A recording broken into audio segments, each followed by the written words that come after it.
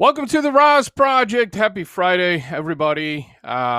We are live on Facebook, YouTube, Twitch, LinkedIn, and Periscope YouTube. I think I might have mentioned or not mentioned that. This is where we discuss no bullshit, 100% real, raw, unfiltered, life-changing advice to help you on life, entrepreneurship, personal development, family tech, and marketing. Of course, my name is Ivan Tamokov, and soon I will be joined by my amazing co-host, Courtney Turner. And you know what? I almost couldn't spit that out, that intro. So technical difficulties this morning, trying to get going, and being Friday, being a long week, being out of town, also on a business trip. Just a lot going on today, and I almost couldn't spit that out. And actually, I see Courtney that just joined in the guest room, so I am going to go ahead and bring her in. Hello. Courtney, good morning. Good morning. How are you doing? I am good. I am late. I'm having technical difficulties this morning. I was having technical difficulties as well. It's that kind of morning. It's technology, right? What are you going to do? Yeah. Of course, when you're pressing for time, it's so fascinating how that works. When you're pressing for time, and I was being late this morning, of course, you're like, okay, every minute counts. Try to make the most of it. And then technology craps out on you. Yep. And that's when I messaged you. I was like, okay, I got to restart my computer. I got to get going. It's like, how are you doing? I'm okay. Yeah, doing all right. Awesome. How was your week? Anything interesting happen this week? What happens this week? I don't know. We're in the process of launching a new site that you're going to help us with. So yeah, I wrote an article yesterday for it. So that was pretty exciting. And yeah, absolutely. I'm very excited about that too. I can't wait to share more about that. That's going to be ready in a couple weeks here. So I know that's a next level thing for you, and I know you're absolutely stoked about it, and so am I, because it is 2021, and I feel like this is the year when amazing things are going to happen. So let's do it. Let's grab the bull by the horns. Let's do it. So, all right. So I wanted to talk about censorship in this episode. And when I messaged you, were like, I knew it, Ivan, you're going to bring it up. But you know what? You are so right. And I know me and you have had these conversations. I know you've shared about it, on your podcast. And you know what? The reality of things is we are being censored. And a lot of people don't realize that. And here's why. I want to preface this before we get into an in-depth conversation. And mind you, I think my coffee is still hot, so I haven't really had any caffeine. So let's see how this goes. But because I would love to get your input on this. But here's the reality of things that most people don't understand. So in this digital age that we live in, we interact on social platforms like Facebook, Twitter, LinkedIn, TikTok, really any platform that allows you for expression. I shouldn't say the word freedom of expression, because the freedom of expression is being censored. Now, where this really gets gray is that I think first of all, most people forget that these are all private entities, right? That's the first thing. Now, the second thing behind that is where does censorship and control of content versus actual freedom of expression, kind of delineate, so to speak, right? Because and I know you've faced a lot of that, especially on Facebook. I know you've seen a lot of censorship, and it's kind of like, what the fuck is going on, right? Like, I could tell this morning. Yeah. So video. Yep. Yeah, that is absolutely crazy, right? And let's face it, it is so frustrating to people. It really is. And I know, now of course, I have been nowhere in the vicinity of how censored you have been, especially on Facebook. And let's face it, I think it was years ago I told you this, that it was my own fault. I went on a bashing contest or something and got a little vulgar that I shouldn't have. I got really, really frustrated. Of course, Facebook banned me at that point. But I feel like, and I want to talk about this because I know you've experienced a lot of censorship just this year alone, with Facebook, potentially with YouTube also, and other social platforms. So Let's talk about that. Let's talk about censorship and how should social networks really be, controlling this. I mean, what's your thoughts on that? So I want to start with something that you said. You said, these are private companies. So that's partially true. However, under Section 230, they act as net neutrality platforms. And so they're granted privileges under Section 230. Some of these privileges include, impunity to lawsuits. There are certain tax privileges that they get. So essentially, it's because of Section 230 that these platforms have grown to, the scale that they have. And now they are essentially, the modern day version of like a public square, like a town hall. So the best analogy that I could use for you is that if you take something like Twitter, for example, which is one of the most nefarious and egregious of these censorship, platforms. It is essentially, it's 140 characters that you're permitted. And so it would be the equivalent of a text that the whole world can see. That's what Twitter has become. And that is the purpose of it. So when you say it's a private company, that's not 100% accurate, because it would be fine if they were private companies like publishing agents, and they can choose to be publishing agents. So an example of that would be like, let me give you two examples. There is New York Times, there's Epic Times, right? When you go to each of those sites, now, hopefully they're both presenting facts, that we hope. However, the bias that you're going to receive. And people usually go to one versus the other with the intention of receiving that bias. They know that New York Times is pretty far left, and most of what they're going to be receiving there is going to be colored through that lens, and you may be going to see that.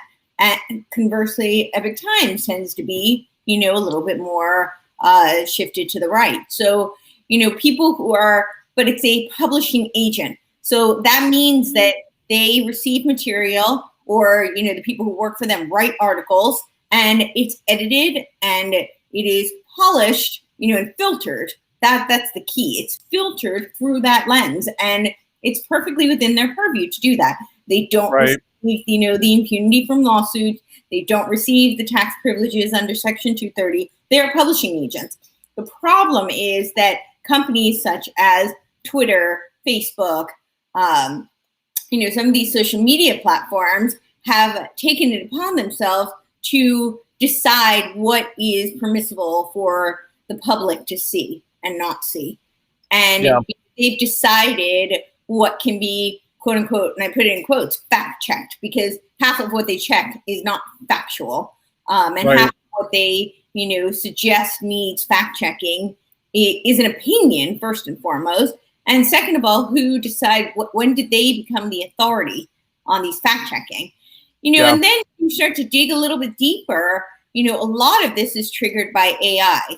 And, Facebook, for instance, has an organization called hatespeech.org. They are actually based out of China. It's the same platform that China uses to censor their public, and it is part of the social credit rating that is part of what the AI that they use to develop their social credit rating for their constituents. That is not acceptable for the American public. So that definitely raises some concerns that I think people should be, questioning, and investigating. Yeah, I think, and that's a very valid point. Absolutely. I wanted to add to that because I think the challenging part is, as you were explaining, is just that, where does it cross pollinate between privately owned entity and then, like you said, they're under, a legal control where they're supposed to be allowing, the general public to be expressive, of their opinions and previews of things, but at the same time, they're censoring the content by utilizing AI and the algorithm basically to determine basically, it's kind of like what's in favor, basically playing favors in a sense. And so I think that's probably one of the most frustrating things for people is because most people think that, okay, I can go on Facebook, be vulnerable, be genuine, right, and expressive, only to see that, oh, my post is gone.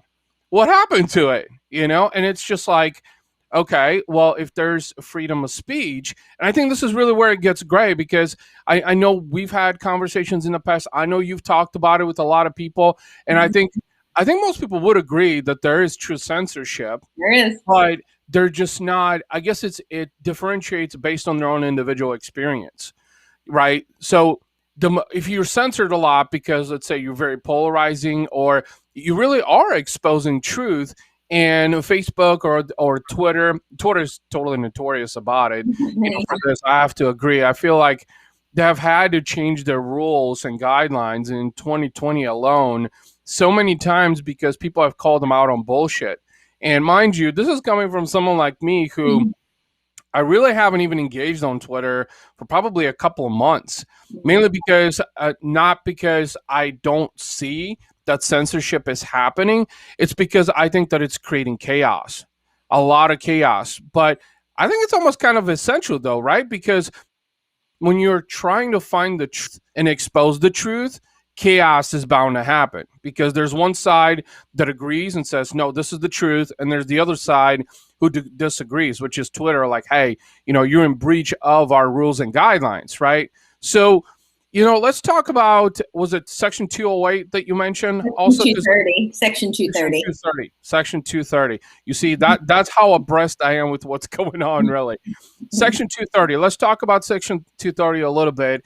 Let's expose more of it, and let's talk more about, because I know this is your area of specialty when it comes to, the legal and the psychological side of this. But let's talk about Section 230, and let's really extrapolate this and share with viewers and listeners also, like, why should you be concerned with Section 230? How does it affect you as a consumer, as a human being? Right. So Section 230, and I actually did just pull it up here in a minute. I can actually bring it so that people can be, versed with them. And I encourage everybody to do their own research. That's why we have freedom of speech. It's not, I want people, right. If I can impart anything and inculcate anything to others, it is that people should hone their critical thinking skills. I don't want to tell you what to think. It's an honor if I can teach you how to think. Then I feel, that I have done some service. But I certainly don't want to tell you what to think. And I think that right there is the crux of the problem with censorship, is that right. We're constantly being told what to think. People are being indoctrinated instead of encouraged to go out and do their own research. But then the problem gets further compounded when you have censorship, and what you can research and discover becomes limited. And then you're seeing a very filtered source. So an example would be, people today don't go to a library and use the Dewey Decimal System to start doing their research. That's not what people do. They go to, what do they typically go to? They go to Google. Google is notorious for censorship. So you may be looking something up, and I've done this before. I've done parallel searches with DuckDuckGo and Google, and what comes up is very, very, diametrically opposed. So that right there is a problem, because if somebody doesn't know that and they're trying to do their own research, they're already limited in what they're going to discover. So again, I'm going to go back to, I talked a little bit with Section 230 about the privileges that are granted. Those privileges are granted under the premise of being net neutrality. So net neutrality means that they're an open forum, like I was saying, like a town square, kind of a center where people can freely, openly discuss ideas. That means that there may be a lot of ideas or words that someone might find offensive or they might disagree with. And that's exactly what a town hall is. It is a bunch of different, possibly opposing, dissenting views that are being presented. And the beauty of something, personally, I like Twitter. And the reason I like Twitter is because I'm not in an echo chamber. I want to see what other people who may have dissenting views from myself are saying. What are they thinking? Sure. How do they think? Where did they come up with those ideas? And, do I maybe agree with some things that I never thought I might agree with? Or, do I have to now become a better communicator and learn better how to articulate my perspective so that maybe they can see, some of the holes in their argument. So for me personally, that's what a town hall does. And I really, enjoy that, appreciate that. So the problem is that what they're doing is they're acting as publishing agents. They're not acting as net neutrality. Net neutrality means they're neutral. They don't have a stance. And we've seen they do have a stance. They're deciding where they're censoring. And we can see that they're being very pointed in what they're censoring. And you've seen this throughout history. This is the danger of this. You've seen this in Germany. You see this in Russia. You see this in a lot of communist countries where books are banned. You can't. And now in this country, we have all sorts of books. I was so appalled to learn that my favorite book, my all-time favorite book, even as an adult, I would still say it's my favorite book, A Wrinkle in Time. Why on earth is that on the banned list? What about that is so quote unquote dangerous to people, right? Right. And so we really have to start thinking about what is being. And this morning, Mike Lindell, who spent a fortune's worth of his own money to investigate. Hopefully, I don't get taken down for saying this word because I know it triggers the AI. But to investigate fraud. Sure. And I sent the link out. I have not been able to watch it just yet, but I sent the link out to several people, and I can count on at least 10 people who've told me that link has been taken down. They cannot watch the video. I've heard they go to his site, but the fact that it's being taken down, it's a movie. People should be able to watch and discern for themselves. And the danger of this is really that, and I see this is so prevalent. It's such a problem. People don't know how to think for themselves. Critical thinking is really a lost skill and a lost art. Now, I'm a believer that critical thinking is something that to some degree is innate. There are people who are, it's kind of like IQ. Some people are going to have better capacity for learning and for critical thinking skills. But if you're not taught and if you're not encouraged and if you don't have the bandwidth, the opportunity for it, then it's never going to be developed. And I think all people can be encouraged to do their best to think critically and, think for themselves first and foremost. So if you'd like, I can read off what Section 230 actually is. Yeah, absolutely. And actually, before you do that, I wanted to mention a couple of things that you talked about, because this is where it gets gray. I'd like to hear where you think it gets gray. Yeah. Well, where it gets gray is like you said, it's important for people to do their own research. That's first and foremost. Secondly and the reason this gets gray is that people will actually choose to believe what they want to believe too, even if there is factual proof that, I know we talked about this, you might think the grass is red, but it's really green, right? But you still think that the grass is red because you just think that, red grass is the coolest thing you've seen, right? But in reality, it's green. It's just the way it is. But you choose to live, and we did an entire episode on this about realities, right? It's like you choose to live in your own bubble. Well, that's literally it. But you're living in that bubble because you make that choice. So I think with social and censorship, and like you said, it's a fucking movie. People should be able to watch it and draw their own conclusion rather than being censored from the top because someone woke up on the wrong side of the bed. Yep. That's literally it. So let's talk about Section 230, because I do want you to talk a little bit about it. It's important, especially when it comes to net neutrality, because a lot of people just don't know about it. So take it away. Yeah. And so, I'm just going to, again, just brief that this is the reason why when people make the argument that they're private companies, that's not a valid argument, because publishing agents, they can totally decide they want to publish whatever they want to publish. So for instance, like I'm about to launch Truth Matters. That's my, magazine site. Mm-hmm. There are 3 of us right now who are the co-founders. It's up to us. Now we can discuss amongst ourselves and say, yay, nay. That is fully within our purview. We are not a net neutrality platform. And there may be things on there we decide we don't want to publish. However, if we were a net neutrality platform and we are accepting privileges, then we no longer can have that kind of discernment. And I think what they're doing under the guise of these, community guidelines is not very honest. So I'll read it. It is pretty long. You can stop me at any point. So go ahead.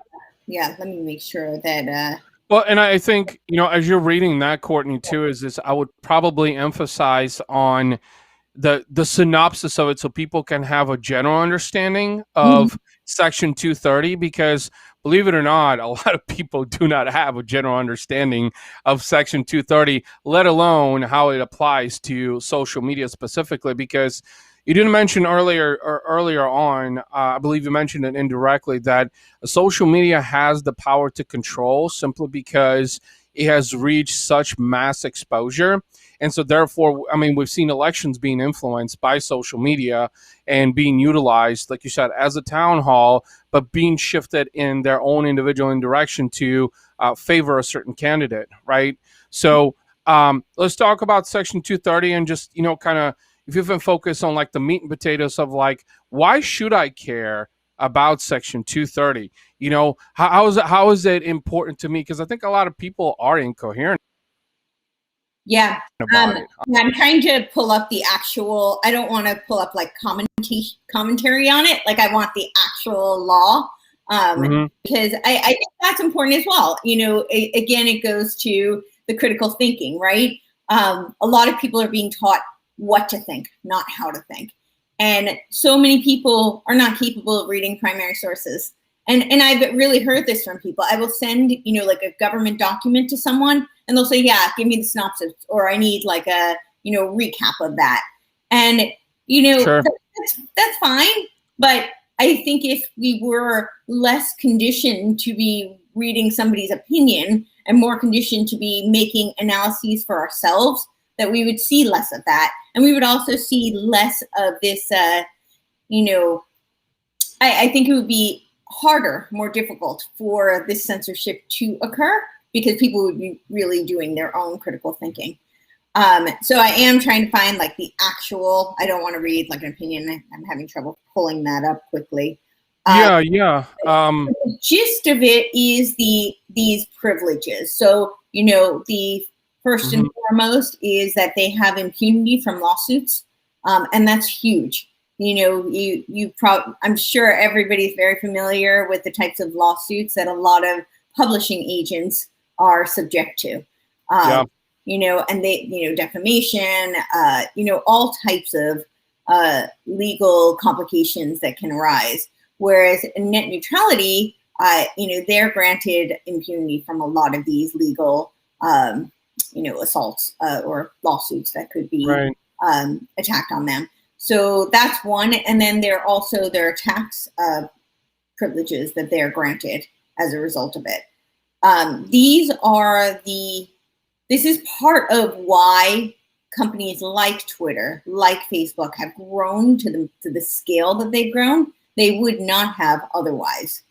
This is why their net neutrality. That is the contingency, is that they are not censoring, that they are not exercising a bias towards one side or one viewpoint. Whereas publishing agents are not like that at all.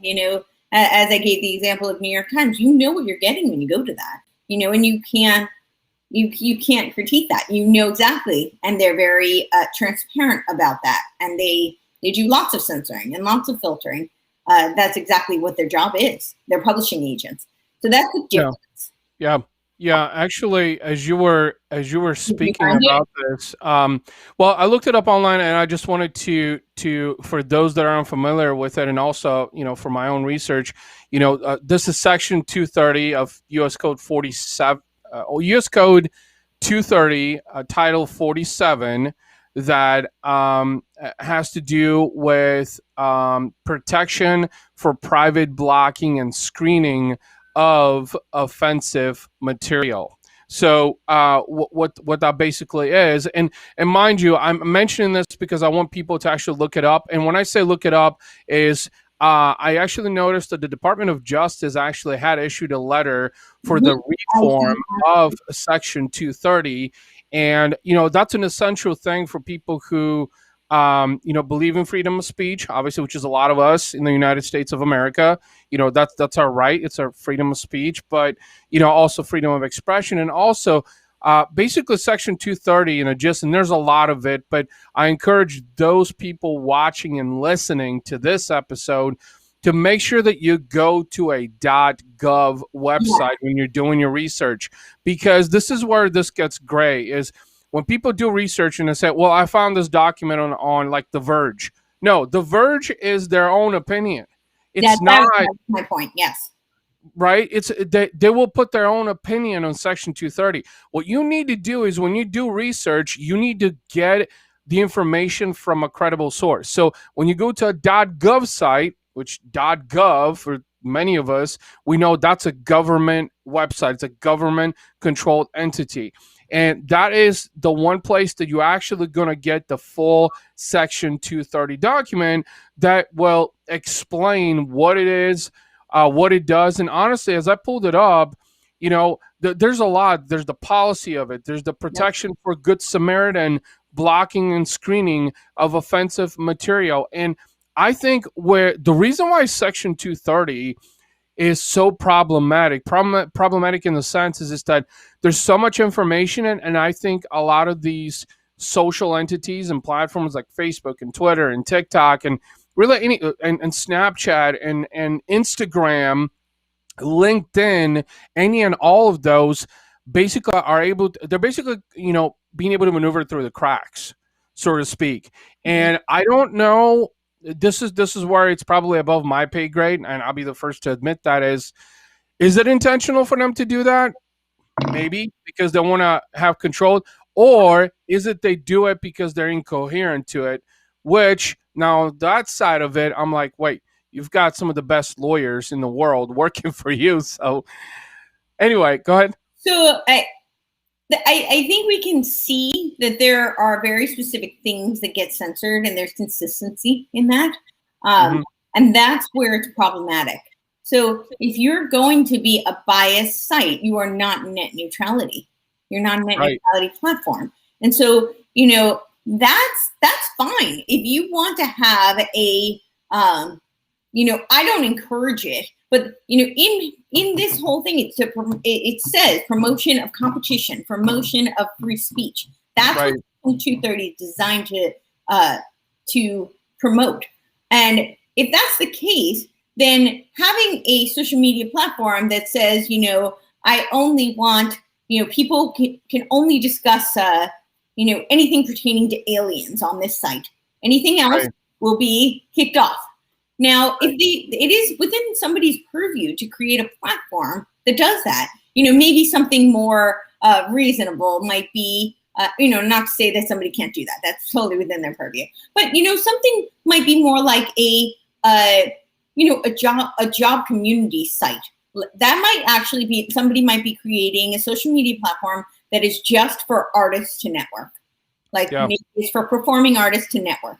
I could totally see that happening, right? And then anybody who starts discussing, say, aliens, or to start discussing, I don't know, I'm blanking, but like agriculture. Then the admin, or the founders of whoever is controlling the site could say, this is not acceptable content. That's not what this site was designed for, and that's acceptable because they're being transparent and upfront about that. But you can't have a platform that is intended and accepting privileges as a net neutrality platform, and then decide that you only want to hear a certain voice and a certain narrative. Well, that's where not acceptable. That's where actually I wanted to jump in on that, because that is exactly where you're being biased, as you said, because it's actually contradicting, right? Is this, if you say we support net neutrality and we operate under Section 230, but we're going to be biased because, like you said, we're a platform about artists, and someone comes in and talks about aliens, right? But we're not a net neutrality platform. That's my point. So my point is that it is okay for somebody to say, I want to be a publishing agent, and I am specifically only designing this for artists to network for jobs. that is okay, but then you're not a net neutrality platform. So this is part of why Trump kept saying we need to get rid of Section 230. I'm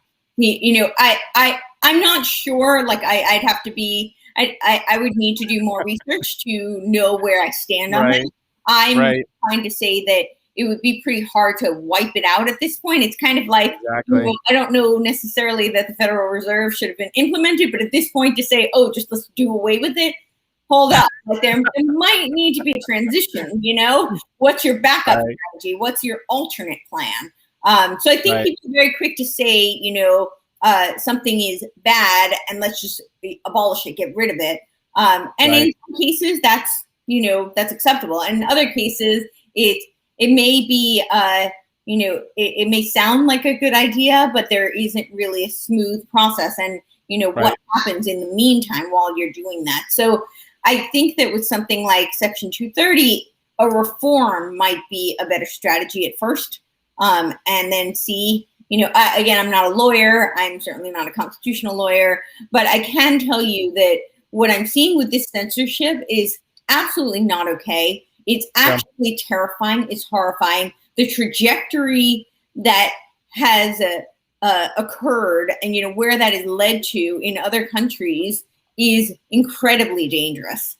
And I my running joke that I keep saying is make Orwell fiction again. I feel like we are really living in Orwellian times, and that's the danger of this kinds of censorship.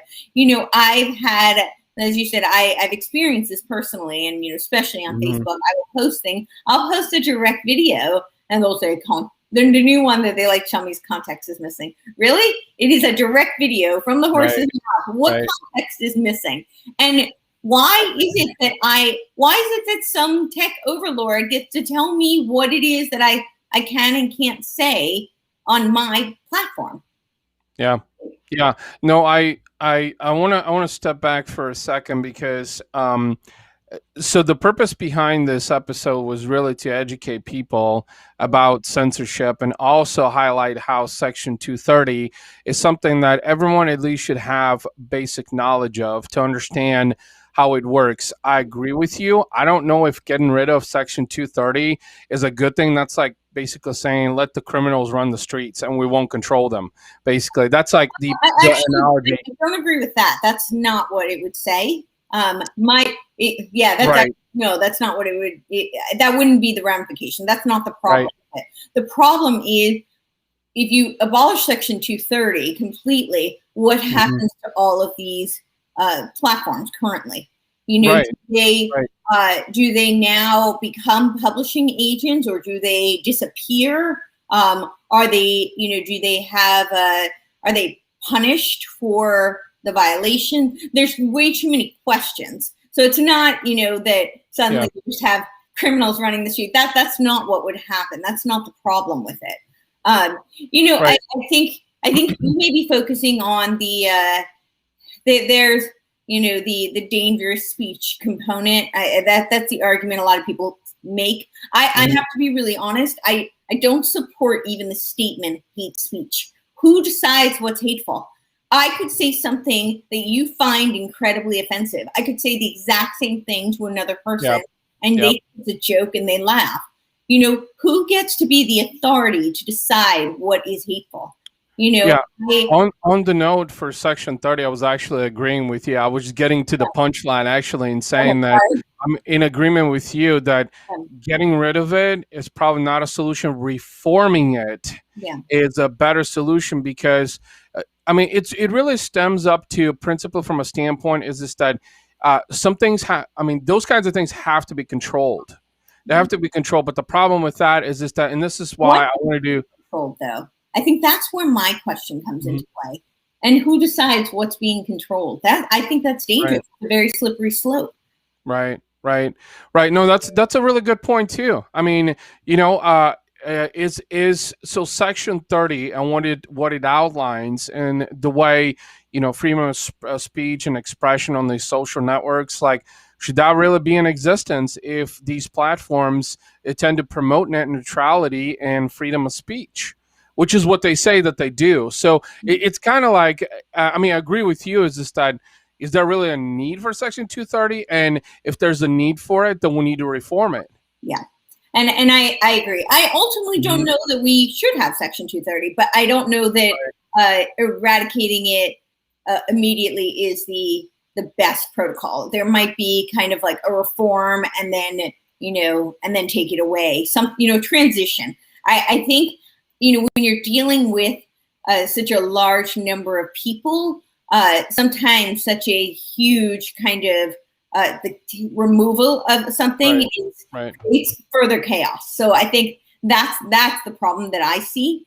So I think it's not that I think that we need to keep it. That's not necessarily what I'm advocating, but I do think that there should be some sort of transition process. It's a very complicated issue to deal with. So as I said, I would need to do more research before I formulated my opinion, and I'm certainly the furthest thing from an expert on, any law or Section 230 even. So, well, this discussion, what you just said exactly is that, I would encourage people to do their own research. This is why we talked about, the government entities and the sources that actually outline what Section 230 is. And they talk more, comprehensively about, what is censorship and how does that apply also.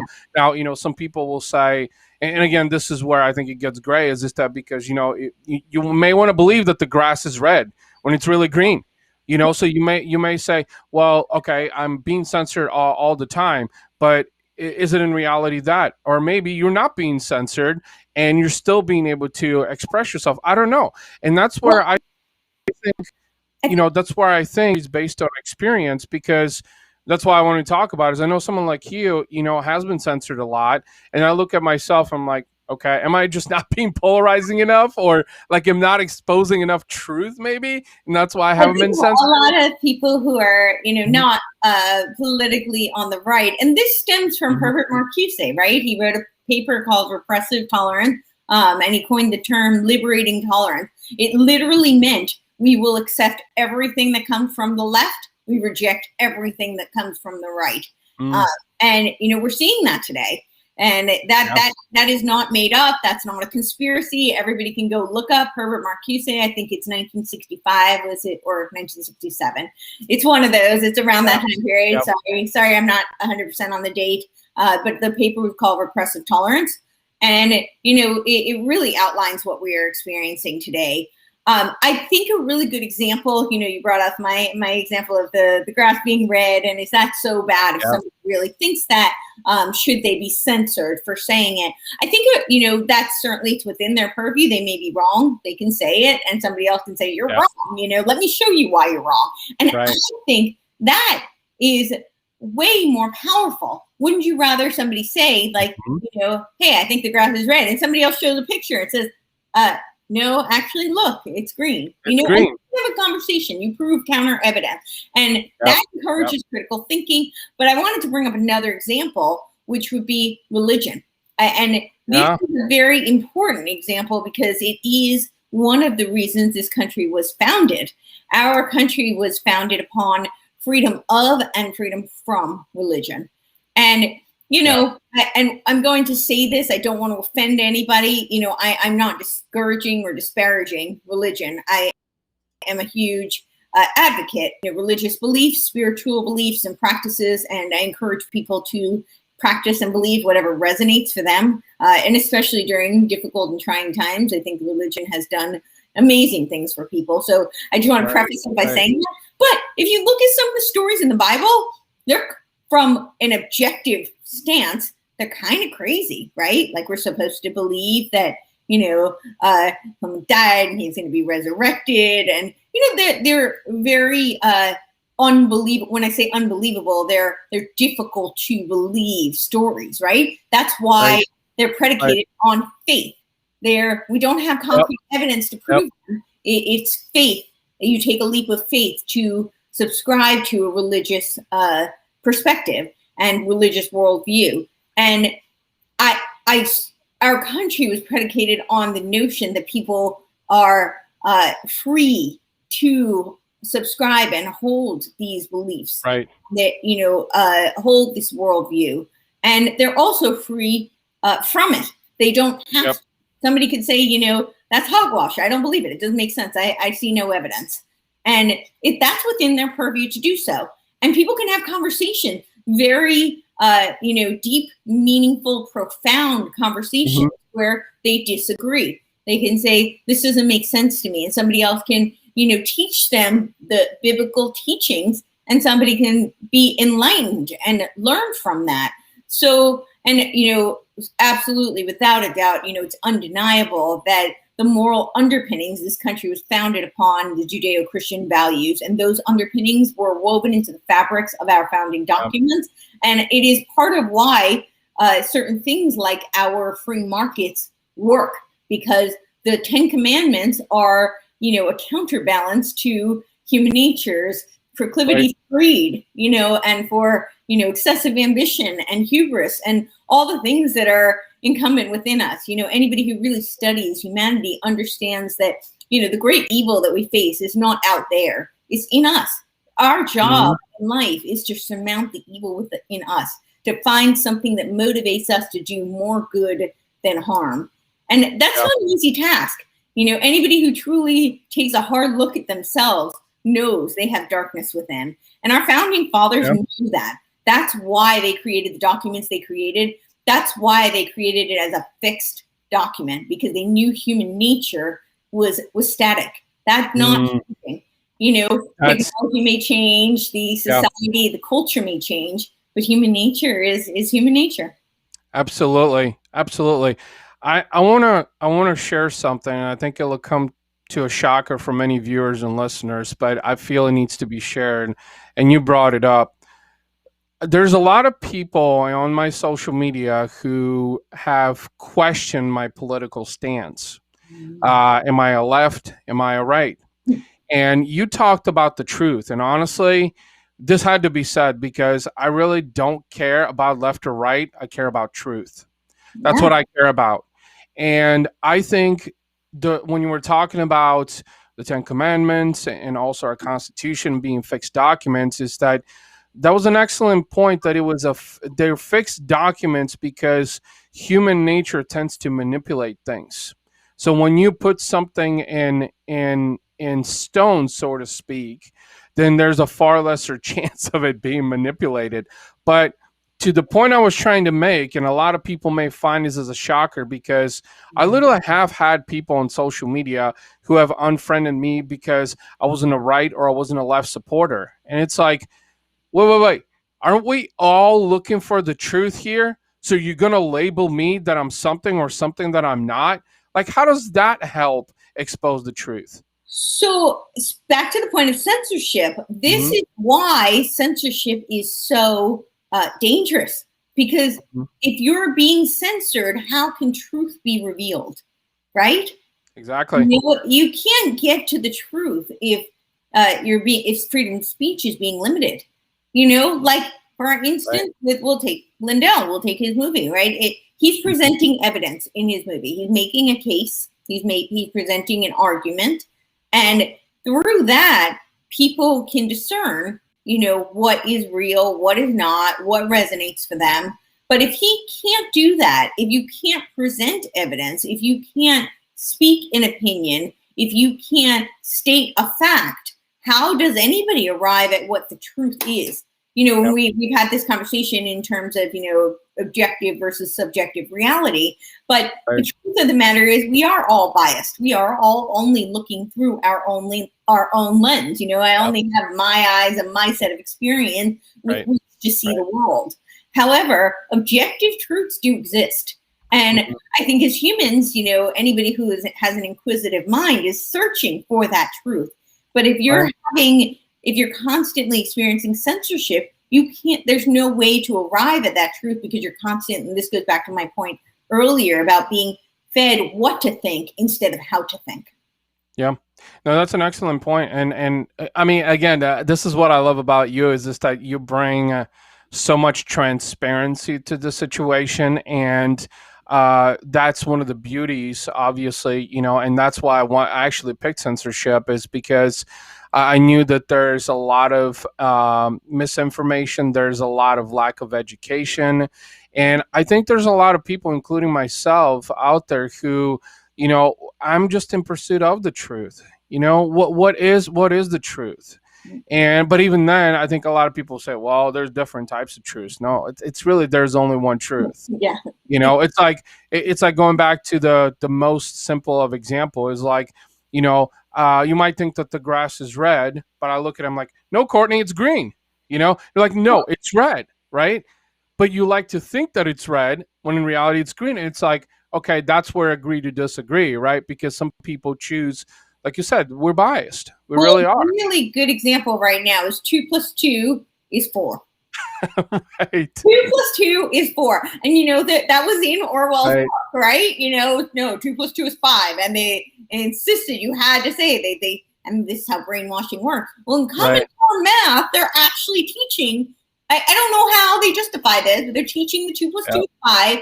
And I've heard all sorts of insanity, like, if you argue that 2 + 2 isn't 5, then you're a racist. I'm like, I don't know how one, even how you could even put those two in.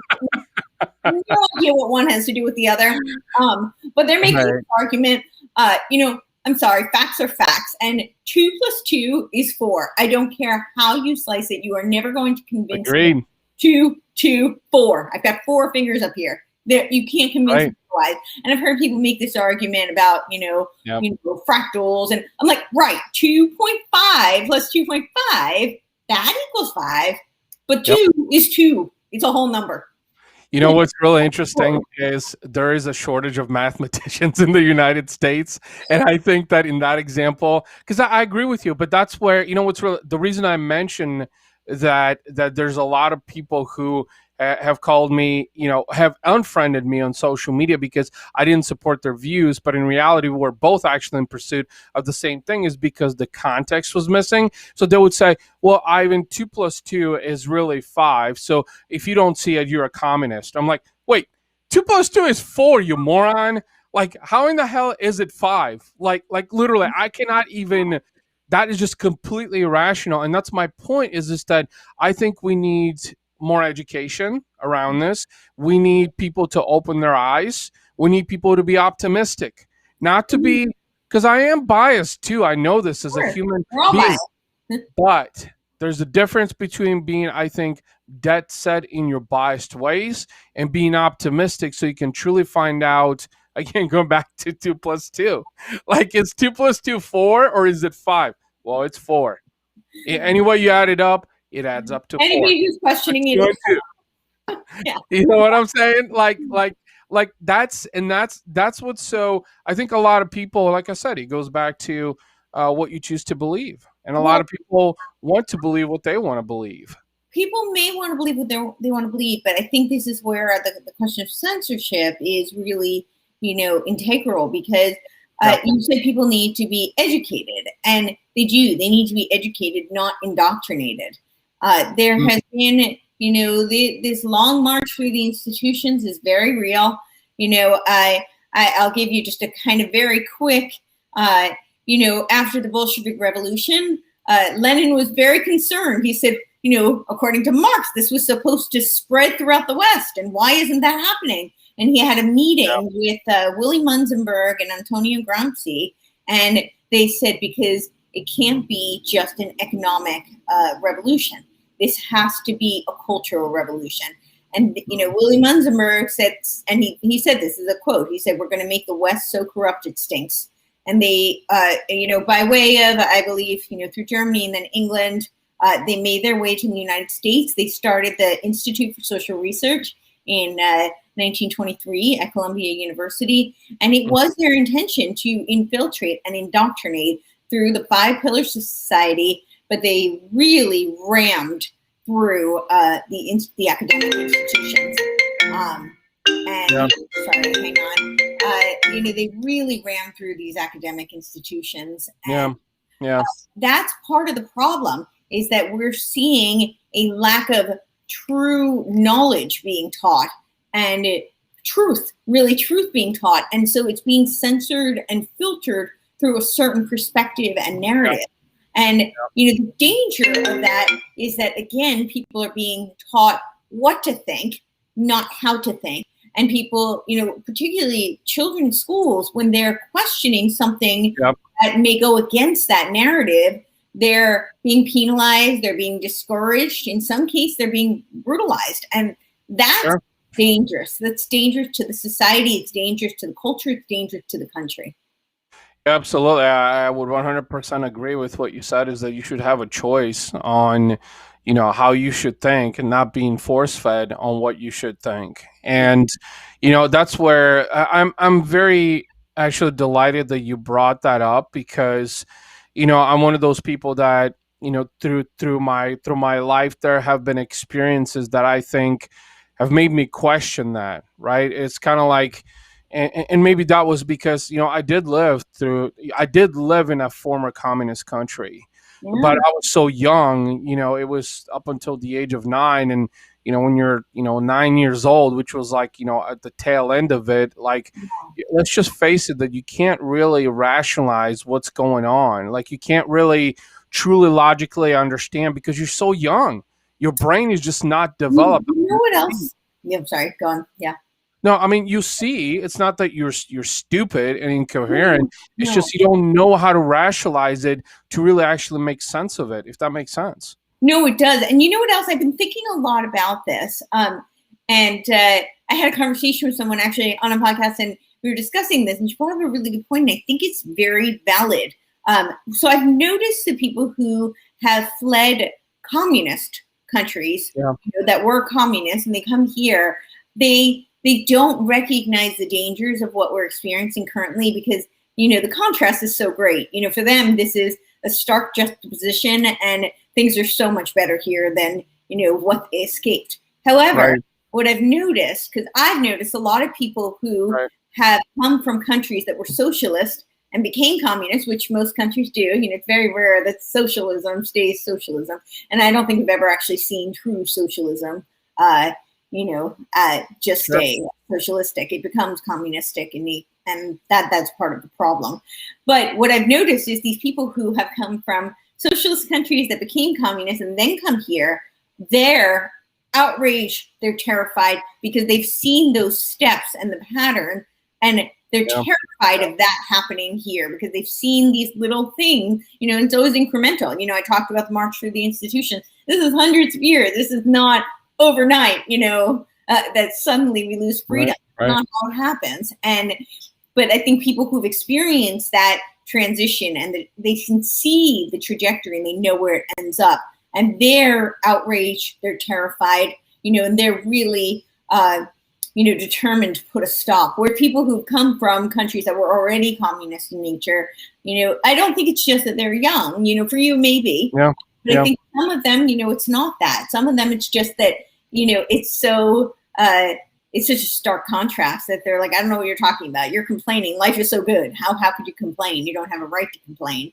But they don't recognize the steps that got to where, things were in the place that they escaped. Yeah, no, that's a really good point. Again, it comes down to experiences and purview, because I think they do differentiate. I mean, and I can speak a lot, to this, and I know, my father, who, immigrated here in, late 1990, has really seen a lot of things that have happened, but even, again, it just goes back to experiences and different purview, So I know we can keep going and talking about this. I can talk about this for a while. Yeah, there's so much really about censorship, but I want to thank you, because this was a really good topic that I wanted to discuss. I think it's important for people to understand what they're up against.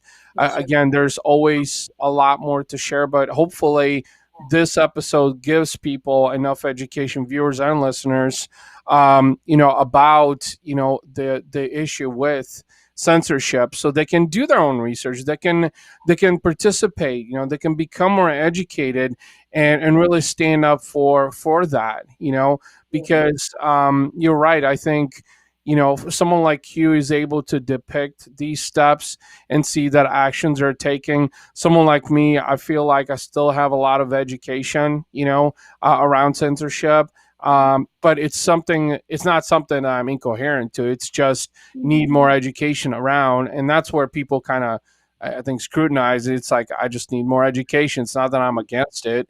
I mean, we're doing an entire episode about it, so I want to thank why we can't have censorship, because how are you supposed to learn if you're being censored, or I'm being censored? If I can't talk to you and we can't have this discord, how are you supposed to learn? How are you supposed to discern truth?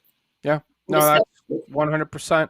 Courtney, I want to thank you so much. Another phenomenal episode. And, I'm looking forward to next week already. And I want to thank you so much for coming on the show, as always. Thank you. This is awesome, as always. All right, everybody. So this was another episode of the RAS Project. You can find this episode in audio on Apple, Google, Spotify, iHeartRadio, Amazon, Pandora later on today. If you haven't subscribed to the RAS Project, please make sure you do so. And remember, do your own homework, do your own research, especially when it comes to censorship. Have an amazing weekend, everybody. I'll talk to you later. Bye-bye.